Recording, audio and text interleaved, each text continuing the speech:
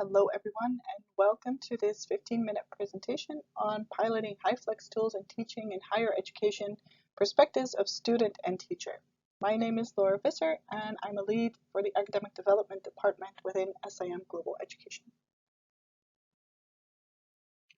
I will start with an introduction on SIM and the Hybrid Plus classroom with all the technical specs. Then I'll discuss the results from the pilot study data and some conclusions and recommendations, and there will be room for questions after. So a very short introduction to our institute.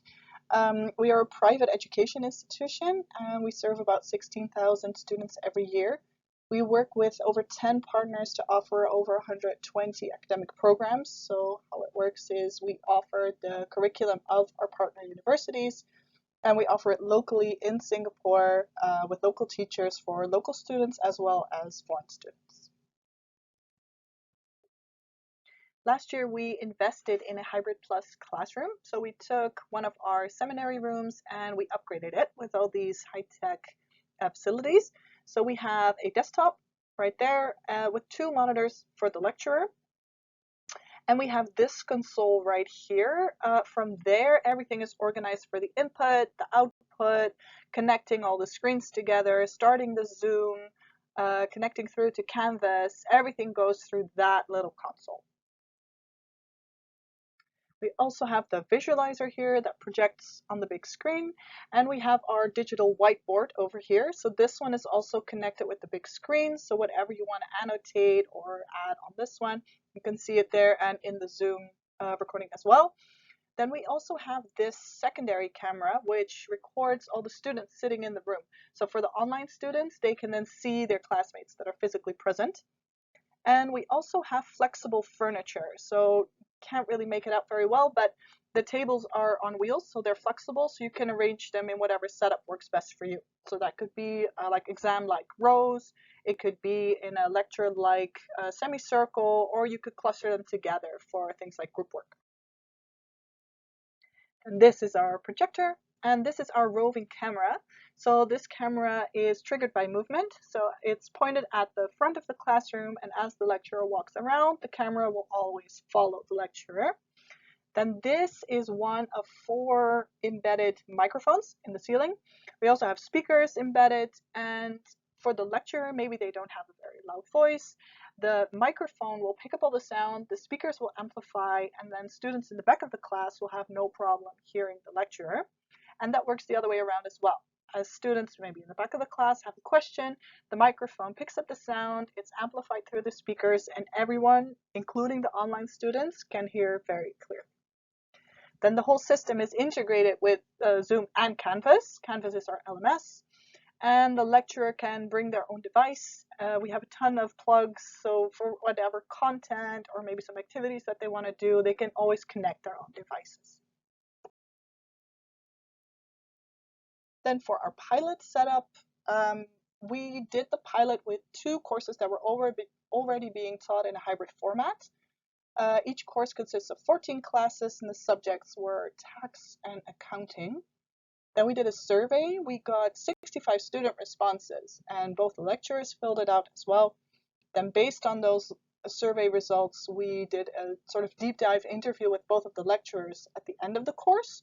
And during the course, we also did lesson observations, and that was 2 independent observers for every lecturer. So we ended up with 4 lesson observations in total. These are the results of the student survey. So in the red table, you can see that the vast majority and all the online students indicated that they could hear and see the lecture very clearly. Now for the attentive viewer, you may notice that we only have 3 responses for online students. I will get into that later. If we move to the second table, the orange one, the vast majority of students also indicated that they felt they could participate actively during the lessons. And this also included all the online students. Then if we move on to the third table, the blue one, 9 out of 65 students could not see or hear their classmates clearly, they indicated.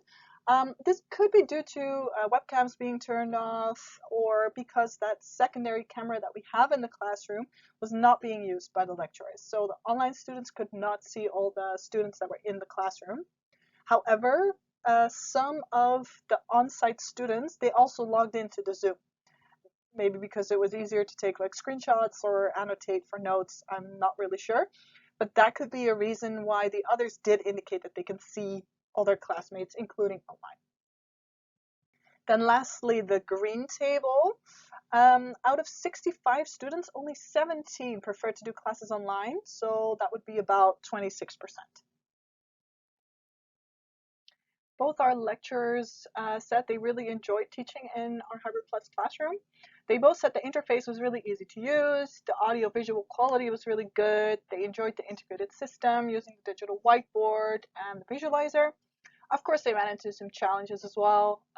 There was a connectivity issue with iPads specifically, and they also felt the pressure and the stress if something was not going according to plan, then they had to fix it quickly to get on with their lecture.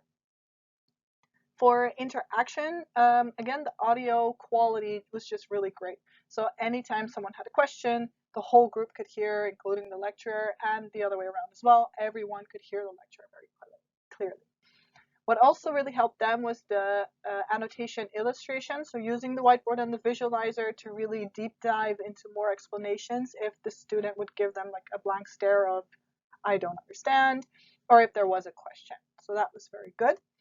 Then the challenge was some main things that I think every lecturer struggles with, regardless of whether you're teaching in hybrid or HyFlex or not.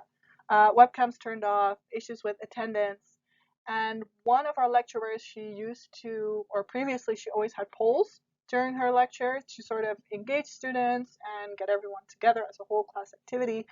And because the whole system is so new and she was getting used to everything, we decided not to include polls or breakout rooms for that matter.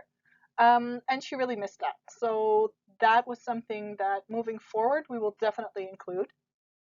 Then for HyFlex, the recording as it is actually gave a pretty equitable learning experience for those that had to miss the live session, because the live session was not very interactive and there wasn't any group work or anything. So in that regard, the current setup is a good starting point for HyFlex. One of the challenges that we had, though, is choice. As it happens, just before we started this pilot, the institution-wide policy was that students could opt for online or on campus, and that had to do with all the COVID restrictions, and anytime you had symptoms, you had to stay home anyway. But just as we were starting this pilot, the policy changed, and therefore the institution policy changed as well, and everyone had to move back to campus, and no one could attend online. So instead of having this really big group of online students, we only had 3 students online because they were not physically in Singapore and they had to log in from their home country. So that was a pity. Then an issue that both the lecturers raised was for this particular group, they're not the greatest at being self-directed learners. They were fairly young, year 1 students, and both the lecturers felt like maybe this particular age group would not be the best choice to do a HyFlex approach with. So they would both recommend doing it with third year, fourth year, or even master students or adult learners instead. Then for pedagogical approaches, both our lecturers had a very positive attitude towards HyFlex learning. Like I said, they just didn't think it was right for their particular age group. And one of the challenges that we encountered was that at the academic development department, we sort of assumed that the lecturers would adapt their teaching approaches to hybrid HyFlex since they had access to this room, but they didn't. So moving forward, we will definitely help support them a lot more in doing that. For conclusions and recommendations, for the technical aspects, support and testing. Those are the 2 main things. I think on support we did okay. We have a hotline and the lecturers can call and then someone from IT will come down and help them and sort it out. For the different devices, just try everything out. Try out all the devices that the lecturer could bring, try out all the devices that the students could bring, and if there are any issues or something doesn't work, then try and have a backup plan or plan B, and move on from there.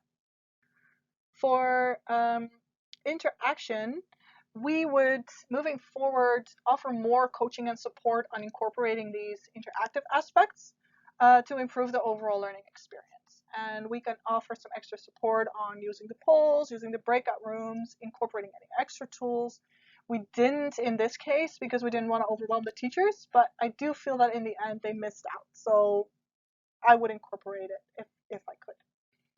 Then also I would try and think of ways to incorporate for the flex students as well. So maybe things like discussion boards or group homework assignments to really incorporate that whole class approach, including the students that are not there for the live sessions.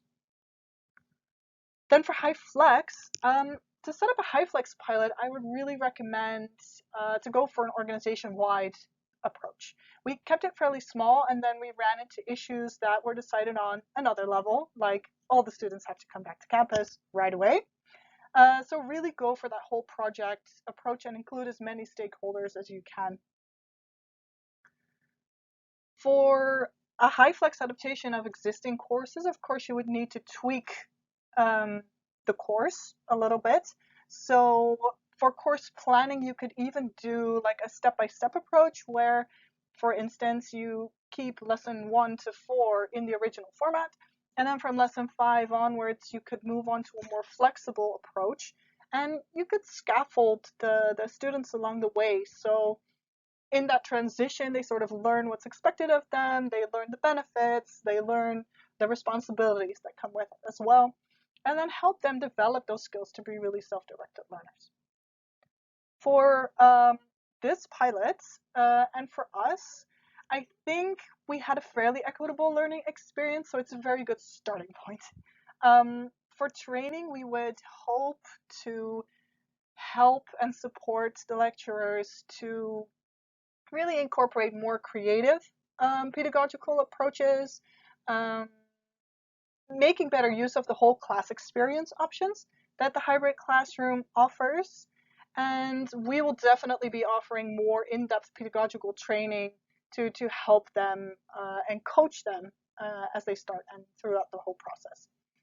So this as well would need to be a joint effort because you will need to tweak the course a little bit for effective HyFlex teaching. So you would need it to be a joint effort from the lecturers, from the teaching and learning center, and your course developers as well. And then if everyone comes together and really sees it as a joint project, then I really think you can make HyFlex a success in your institution. And with that, we reach the end of my presentation. I want to thank you all very much for your attention.